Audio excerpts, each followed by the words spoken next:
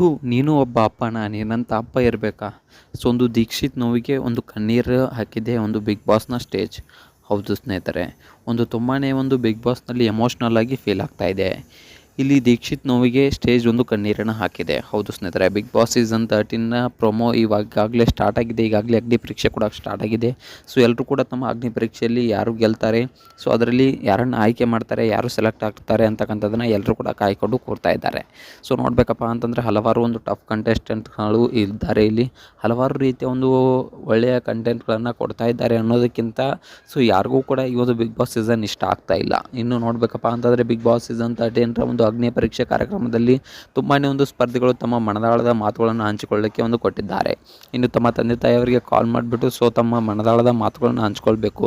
So ನೀವು ಏನನ್ನು ಹೇಳ್ಕೊಂಡಿಲ್ಲ, so ನಿಮ್ಮ ಮನಸ್ಸಿನಲ್ಲಿ ಏನು ಕೊರಗಿದೆ ಅದನ್ನು ಹೇಳ್ಕೊಳ್ಬೇಕು ಅಂತಕ್ಕಂಥ ಒಂದು ಕಾನ್ಸೆಪ್ಟನ್ನು ಕೊಟ್ಟಿದ್ದಾರೆ. ಸೊ ಇಲ್ಲಿ ಒಂದು ದೀಕ್ಷಿತ್ ಅನ್ನುವರು ಒಂದು ಕಣ್ಣೀರನ್ನು ಹಾಕಿದ್ದಾರೆ ಅವರ ತಂದೆಯ ಕುರಿತಾಗಿ. ಸೊ ಅದನ್ನು ನೋಡಿ ಸ್ಟೇಜ್ ಪೂರ್ತಿ ಕಣ್ಣೀರನ್ನು ಹಾಕಿದೆ. ಸೊ ಅಷ್ಟಕ್ಕೂ ಯಾಕೆ ಒಂದು ಕಣ್ಣೀರನ್ನು ಹಾಕಿದ್ರು, ಏನಾಯಿತು, ಇದೆಲ್ಲದರ ಬಗ್ಗೆ ಸಂಪೂರ್ಣವಾದ ಮಾಹಿತಿಯನ್ನು ಈ ಒಂದು ವಿಡಿಯೋದಲ್ಲಿ ನಾನು ನಿಮಗೆ ತಿಳಿಸ್ಕೊಡ್ತೀನಿ. ಅದಕ್ಕೂ ಮೊದಲು ನೀವು ನಮ್ಮ ಚಾನಲ್ಗೆ ಹೊಸಬರಾಗಿದ್ದರೆ, ನೀವೇನು ನಮ್ಮ ಚಾನಲ್ಗೆ ಸಬ್ಸ್ಕ್ರೈಬ್ ಮಾಡಿಲ್ಲ ಅಂದರೆ ಈ ಕೂಡಲೇ ಸಬ್ಸ್ಕ್ರೈಬ್ ಮಾಡಿ. ಹಾಗೆ ಒಂದು ಪಕ್ಕದಲ್ಲಿರೋ ಬೆಲ್ ಐಕನ್ನ ಪ್ರೆಸ್ ಮಾಡೋದ್ರ ಮೂಲಕ ನಮಗೆ ಸಪೋರ್ಟ್ ಮಾಡಿ. ಹಾಗಿದ್ರೆ ಲೈಕ್ ಮಾಡೋದು. ಬನ್ನಿ ಸ್ನೇಹಿತರೆ, ವಿಡಿಯೋನ ಸ್ಟಾರ್ಟ್ ಮಾಡೋಣ.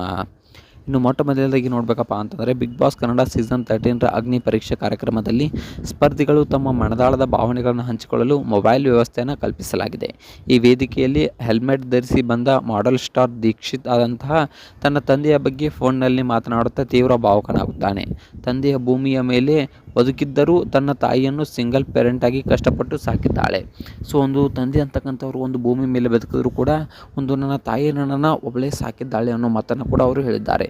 ತನ್ನ ತಂದೆ ತನ್ನೊಂದಿಗೆ ಎಂದೂ ನಗುತ್ತಾ ಮಾತನಾಡಿಲ್ಲ ಹಾಗೂ ಜೀವನದಲ್ಲಿ ಯಾವುದೇ ಎಮೋಷನ್ ಇಲ್ಲದಂತೆ ಮಾಡಿದ್ದಾರೆ ಎನ್ನುವ ನೋವನ್ನು ಆ ಒಂದು ವೇದಿಕೆ ಮೇಲೆ ಒಂದು ದೀಕ್ಷಿತ್ ಅವರು ತೋರಿಸಿಕೊಳ್ತಾರೆ. ಇನ್ನು ನೋಡಬೇಕಪ್ಪ ಅಂತಂದರೆ ನಮ್ಮನ್ನು ಬಿಟ್ಟು ದೇವರಾಗಿರುವ ನೀವು ಈಗಲಾದರೂ ಈ ಥರ ಅಪ್ಪಂದಿರ ಎಮೋಷನ್ಸ್ ಅಂದರೆ ಏನು, ಇವರು ಹೇಗೆ ಇರಬೇಕು ಎಂದು ಹೇಳಿಕೊಡು ಎಂದು ಆಕ್ರೋಶವನ್ನು ವ್ಯಂಗ್ಯದಿಂದ ಕೇಳ್ತಾನೆ. ನನ್ನಂಥ ಪರಿಸ್ಥಿತಿ ಯಾರಿಗೂ ಬರಬಾರ್ದು ಅನ್ನೋ ಮಾತನ್ನು ದೀಕ್ಷಿತ್ರವರು ಕಣ್ಣೀರು ಹಾಕಿ ಒಂದು ಇಡೀ ವೇದಿಕೆಯನ್ನೇ ಒಂದು ಕಣ್ಣೀರು ಹಾಕಿಸ್ಬಿಡ್ತಾರೆ. ಮತ್ತು ಮಾಡೆಲ್ ಸ್ಟಾರಾಗಿ ಬಂದವನ ಹಿಂದೆ ಇಷ್ಟೆಲ್ಲ ನೋವಿದೆ ಅಂತಕ್ಕಂಥದ್ದನ್ನು ಕೂಡ ಒಂದು ಜಡ್ಜಸ್ಗಳು ಕೇಳಿ ಮರಗುತ್ತಾರೆ.